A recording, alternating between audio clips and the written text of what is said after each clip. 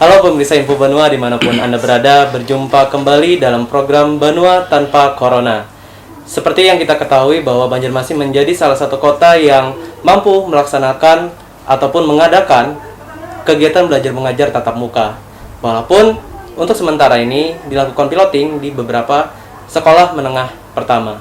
Bagaimana perkembangannya dan bagaimana langkah selanjutnya untuk di tahun depan, kita sudah terhubung dengan Pak Dr. Andes Ahmad Jurkani MPD selaku Kasih Kurikulum dan Kelembagaan Bidang Pembinaan Sekolah Menengah Pertama Dinas Pendidikan Kota Banjarmasin. Halo Pak. Halo. Bagaimana kabarnya? Alhamdulillah. Alhamdulillah sehat. Nah ini Pak, bagaimana perkembangan pelaksanaan kegiatan belajar mengajar tatap muka yang dilaksanakan di Kota Banjarmasin ini Pak? Iya, oke. Terima kasih untuk semua pemirsa Info Banua yang menyaksikan tayangan pada saat ini. Jadi untuk Kota Banjarmasin ini, dalam hari ini Dinas Pendidikan Kota Banjarmasin menyikapi tentang SKP 4 Menteri nomor 2, 3, nomor 2 dan nomor 3 tahun 2020 tentang pembelajaran masa pandemi COVID-19. Pertama kita melakukan koordinasi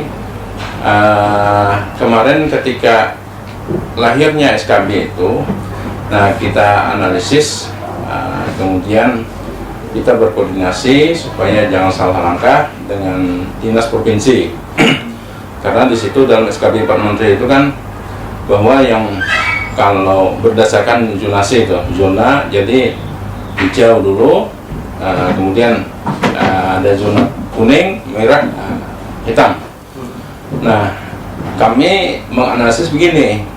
Kita ini kan untuk kabupaten kota ini ranahnya kita adalah untuk pendidikan dasar sesuai dengan Undang-Undang Nomor 23 Tahun 2014 bahwa kewenangan kabupaten kota itu untuk SD, TK, PAUD, SD dan SMP. Nah, sedangkan untuk SMA, SMK itu adalah ranah provinsi. Nah, yang kita prediksikan yang kurang enak misalnya itu nanti ketika kita sudah mencanangkan mau belajar tatap muka, karena di situ ada diktumnya tentang belajar tatap muka pada masa COVID-19.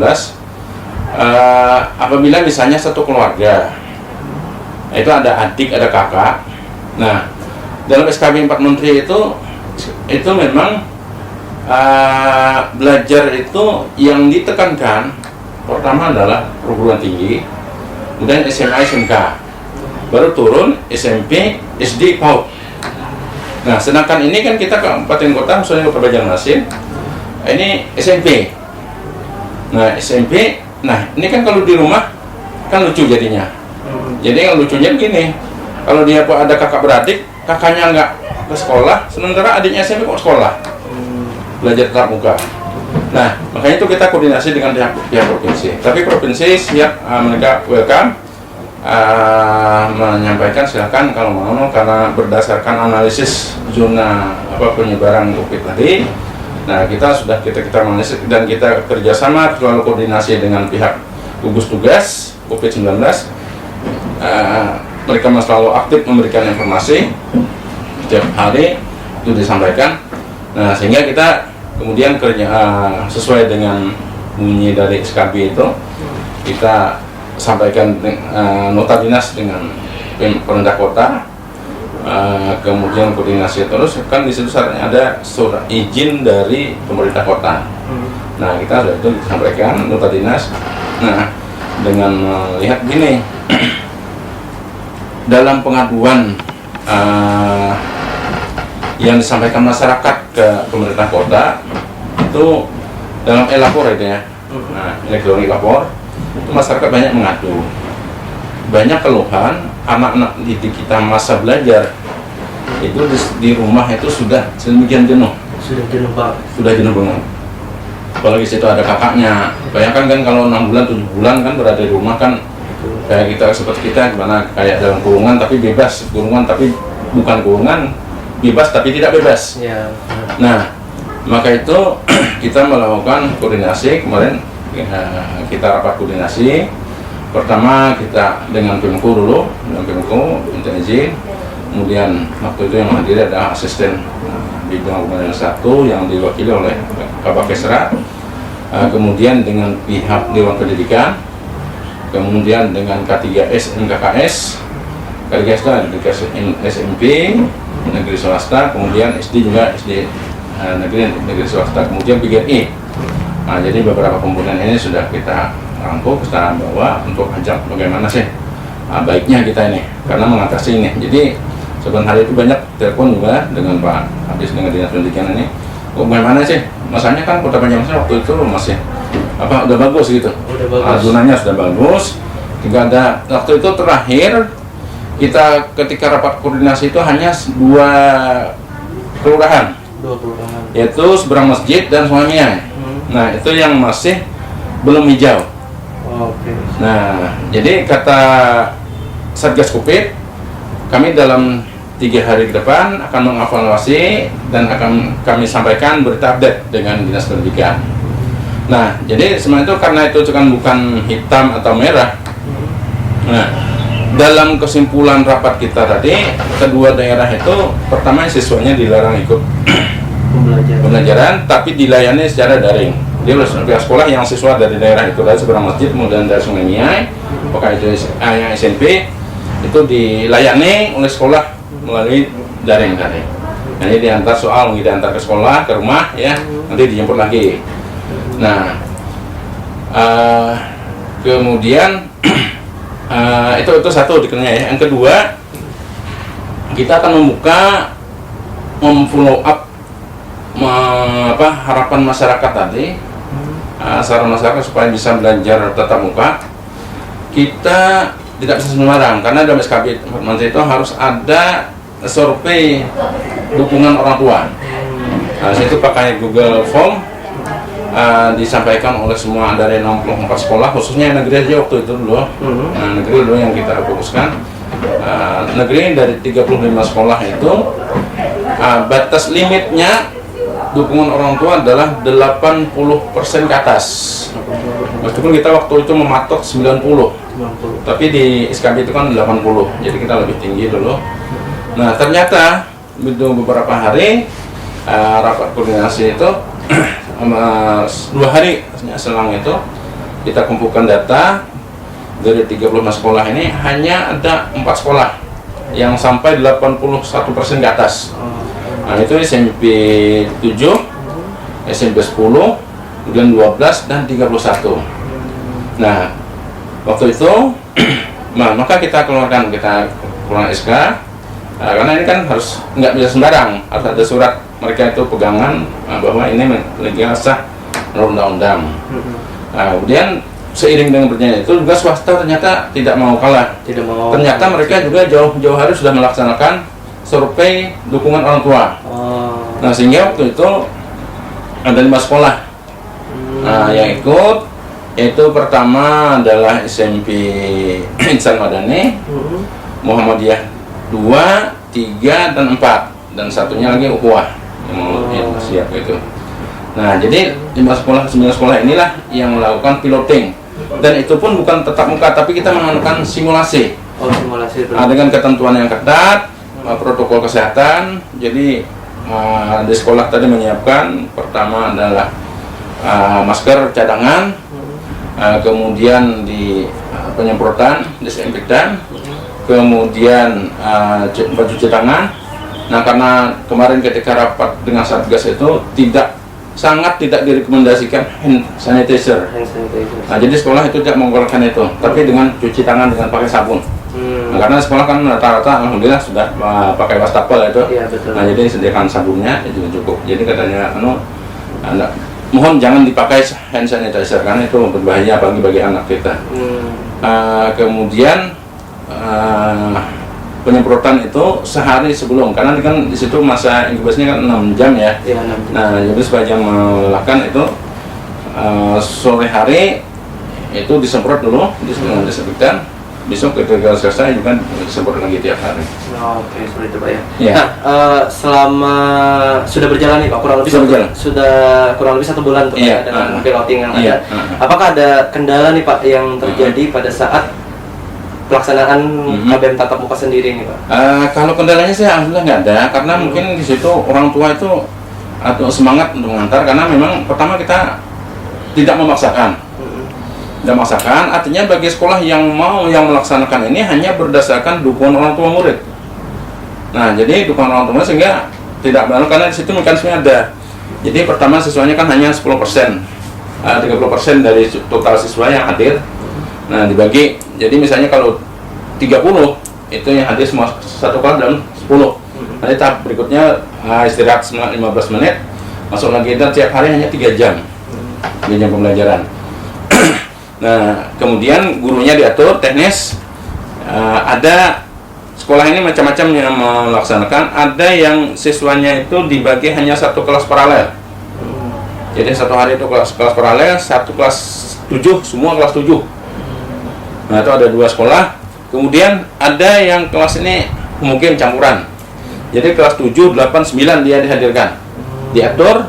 Nah, tapi tetap dengan protokol kesehatan tadi, 30% aja yang hadir di kelas, tapi berikutnya besoknya lagi atur lagi. Oke, seperti itu. Nah, itu. Nah, terkait kedepannya nih juga Pak, apakah ada rencana nih dari Dinas Pendidikan untuk mungkin menambah nih Pak, apakah dari sekolah yang akan melaksanakan KBM tatap muka ini, atau penambahan dari kuota nih Pak, karena melihat situasi Banjarmasin sudah mulai bisa dikendalikan nih seperti itu.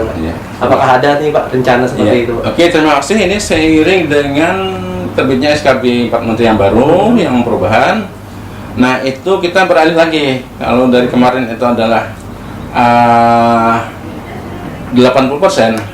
Nah, sekarang di SKB ini pertama di samping penilaiannya itu tidak lagi zona wilayah. Jadi nggak lagi, tapi sekarang apabila sekolah itu mampu mengendalikan, nah kerjasama dengan beberapa unsur pihak, apakah Satgas Covid, apakah Pemko dan dengan pihak swasta, apabila mampu dan sanggup itu silakan. Tapi dengan catatan dukungan orang tua yang utama. Dukungan orang tua, apabila orang tua mendukung berapapun, silakan kita layani di sekolah tatap muka. Tapi yang tidak mendukung, tetap anaknya mau berkekeh tinggal di rumah, siap juga sekolah untuk melayani. Jadi andaikan misalnya yang mendukung di situ 50%, 50-50. Nah, yang 50%-nya di rumah, kami nggak berani Pak, katanya, misalnya terkontaminasi COVID nih, kami di rumah aja. Oke, sekolah juga siap melayani. Oke, jadi memang ada syarat yang harus dipenuhi sekolah juga nih Pak, terkait dukungan orang tua. Tapi protokol kesehatan itu tetap nomor 1, ketat seperti itu Pak. Memang harus ada sistem pengawasan. Jadi di situ kantin tidak boleh, kemudian regulasi jam masuk keluar juga siswa sudah kita atur. Harus diatur Pak, jangan sampai mungkin ada penumpukan tuh Pak, yang biasanya terjadi gitu. Nah, terkait ini juga Pak, kan ada beberapa perubahan nih semenjak kita yang libur dan sampai nanti sekarang ini kita laksanakan KBM tatap muka. Bagaimana nih Pak terkait kualitas kurikulum yang akan dicapai nih, ataupun yang ditarget oleh Dinas Pendidikan Kota sendiri, karena berbagai macam perubahan yang terjadi menuntut mungkin dari Dinas Pendidikan Kota juga untuk mengevaluasi lagi nih, atau memilah lagi yang mana yang bisa dijadikan standar dalam kondisi pandemi saat ini. Jadi kalau untuk target kurikulum, kita sekarang sesudah masa pandemik ini tidak lagi berbicara masalah target kurikulum. Nah, kenapa? Karena di situ yang penting siswa itu terlayani dalam belajar. Karena ini dalam tanda kutip masih masa pandemik. Nah, maka itu tiap hari dalam pembelajaran tatap muka itu disisipkan pengetahuan tentang pandemik COVID-19. Jadi tidak lagi sekarang harus kejar tayang target kurikulum, nggak lagi dalam masa sekarang dulu. Nah, dalam masa pandemik ini, jadi kita tidak membicarakan, tidak mengharuskan mewajibkan sekolah itu harus target kurikulum harus 80%. Nah, nggak lagi, nggak bisa, karena itu sesuai dengan SKB 4 Menteri tadi. SKB 4 Menteri. Nah, jadi memang setiap sementara nih ya, mungkin kita bisa bilang ini adalah kurikulum sementara selama pandemi ini. Beberapa hal mengenai pandemi pun disisipkan juga. Tapi sementara guru tadi memang ketika rapat K3S, rapat ke kelompok kerja kepala sekolah itu memang sudah ditekankan bahwa apakah yang daring ini kan jalan aja terus, yang daring jalan, yang tatap muka jalan, itu memang gurunya kan pembelajaran yang mereka ampu masing-masing itu ada yang substansial, ada yang ini yang penting ini diramu karena menyesuaikan dengan kondisi sekarang. Jadi kan karena dia masing-masing kandinya sudah ada, nah tinggal gurunya tadi memilah ini bagaimana meramu dalam waktu yang dalam kondisi sekarang ini bisa tersampaikan.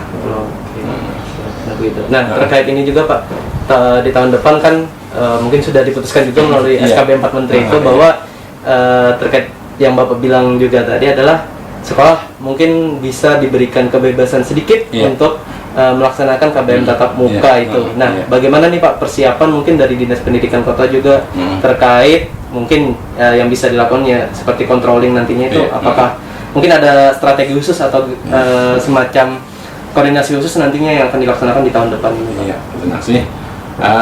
Untuk pelaksanaan rencana ke depan tahun 2021 ini kan kita akan memasuki masa transisi. Masa transisi nanti mungkin yang fix-nya itu mungkin mulai Maret insya Allah, mudah-mudahan tidak berubah. Nah itu sudah bisa turun, sudah bisa belajar. Mudah-mudahan keadaan tidak parah ya, tidak tambah parah. Nah itu insya Allah kita sudah melakukan hal-hal langkah-langkah. Pertama di situ itu tadi kita tekankan kepada sekolah itu tetap melaksanakan survei dukungan orang tua murid tadi. Kemudian protokol kesehatan tetap jalan, tetap dinomorsatukan, kantin dan regulasi masuk keluar siswa itu sudah ada aturannya dalam SK tadi sudah kami sertakan di situ. Kemudian kita selalu berkoordinasi dengan pihak Satgas Covid. Nah, jadi kalaupun kemarin itu dikhawatirkan gini ya, mudah-mudahan tidak akan terjadi. Misalnya dia menukik ke bawah, ya kan? Jadi misalnya ternyata ternyata pandeminya parah nih. Nah maka kita ambil langkah spontan, siswa akan kita liburkan, kita kembalikan ke rumah masing-masing. Tarik rem nih Pak ya. Insya Allah mudah-mudahan rencana kita tadi, kalau untuk sekolah sih Insya Allah sudah didukung dan mereka itu kebanyakan sih kalau dari bunyi lapor itu sudah sangat pengen untuk sekolah. Khususnya kan yang daftar tahun ini nanti kan siswa yang kelas 7 untuk SMP, kelas 1 untuk SD itu mereka sudah sangat pengen ketemu dengan teman-temannya, pengen lihat sekolahnya itu kayak apa, ketemu dengan gurunya kayak apa, di antara orang tua itu kayak apa ya, macam-macam lah. Itu jadi sudah banyak mendukung, tapi kita tidak gitu, itu bukan menjadi catatan kita di luar daripada itu, yang kemudian kita tetap pelayanan siswa itu yang kita utamakan, harus tetap diperhatikan juga ya seperti itu. Terakhir nih Pak, apakah mungkin ada pesan nih Pak untuk para masyarakat umum juga khususnya nih terkait orang tua dan tenaga pendidik nih nantinya yang akan menyelenggarakan pastinya tahun depan KBM tatap muka ini Pak? Apakah ada mungkin pesan khusus? Kami mengharapkan dari dukungan dari masyarakat supaya siswa yang akan belajar itu nanti silahkan ditakar lah, kira-kira ditimbang apakah menurut Bapak Ibu orang tua itu mungkin itu lebih baik mereka ke sekolah atau tetap di rumah dengan kondisi yang bisa kita ketahui sendiri di rumah ya kan, karena udah 8 bulan ini. Yang penting, yang jelas kita dari Dinas Pendidikan kita siap standby untuk melayani belajar siswa tadi meskipun dalam masa Covid masih transisi. Nah dari pihak guru itu pun juga guru-guru kan, makanya itu dari yang paling banyak yang diminati itu adalah siswa yang masuk tadi tidak paralel tapi komben. Jadi kelas 7, 8, 9 langsung. Tapi diatur waktunya ini satu jeda, satu hari. Nah kenapa? Karena gurunya juga kan kelas 7, 8, 9 gurunya juga ikut maksimal, ikut hadir juga di situ ngajar. Tapi kalau satu kelas paralel itu yang gurunya yang pengajarnya yang kelas paralel itu aja. Meskipun sekarang ini kan semua guru itu semua tiap hari ke sekolah aktif hadir. Ya, karena mereka kan membuat bahan pembelajaran itu bahan untuk disampaikan itu mulai daring tadi dan mengolahnya di rumah di sekolah. karena sekolah itu ada fasilitas, nah itu untuk yang dianukan. Nah, dan absen pun jalan ya tetap. Nah, absen tetap jalan. Iya, tetap jalan. Oke. Itu kemauan mereka sendiri. Oke, siap. Nah, terima kasih nih Pak atas waktunya sudah memberitahukan bahwa Dinas Pendidikan Kota Banjarmasin akan siap nih Pak untuk menyambut pelaksanaan masa depan ya, seperti itu. Nah, juga saya sampaikan kepada para pemirsa Info Banua untuk selalu menerapkan protokol 4M yang mana itu adalah menjaga selalu imunitas tubuh, menjaga rasa iman kalian bahwa pandemi saat ini pasti akan berakhir, dan selalu menjaga rasa aman dengan selalu mencuci tangan, menggunakan masker, dan menghindari kerumunan yang terjadi jika mendatangi suatu tempat. Saya Faisal mewakili kru Info Banua yang bertugas mengucapkan terima kasih. Selalu jaga kesehatan.